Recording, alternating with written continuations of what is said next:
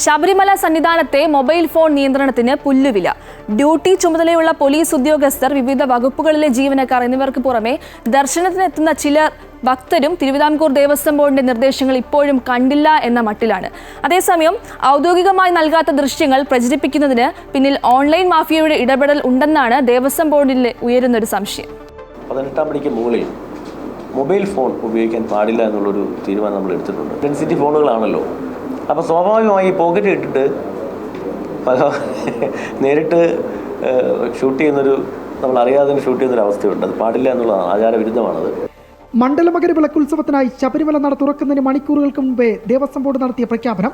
പക്ഷേ നട തുറന്ന് ദിവസങ്ങൾ പിന്നിടുമ്പോഴും സന്നിധാനത്ത് മൊബൈൽ ഫോൺ ഉപയോഗിച്ച് ചിത്രമെടുക്കൽ, ദൃശ്യം പകർത്തൽ തുടങ്ങിയ പതിവ് രീതിക്കും കാഴ്ചകൾക്കൊന്നും യാതൊരു മാറ്റവും സംഭവിച്ചിട്ടില്ലെന്ന് ഈ ക്യാമറ ദൃശ്യങ്ങൾ തന്നെ സാക്ഷ്യപ്പെടുത്തുന്നു.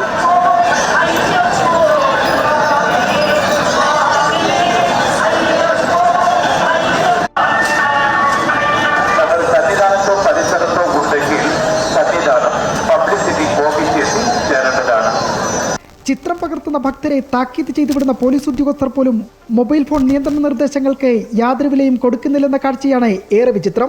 മറ്റു വകുപ്പുകളിലെ ചുരുക്കം ചില ജീവനക്കാരുടെ പ്രവണതയും വ്യത്യസ്തമല്ല.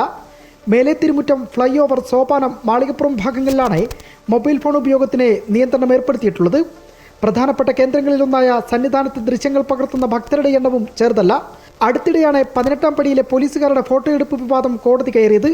എന്നിട്ടും കാര്യങ്ങൾ ഉൾക്കൊള്ളാൻ ചുമതല വഹിക്കുന്ന ഉദ്യോഗസ്ഥർ ഇതുവരെ തയ്യാറായിട്ടുമില്ല. ക്യാമറമാൻ അമർജിത്തിനൊപ്പം K P Shyamaprasad, Amrita news, Sannidhanam.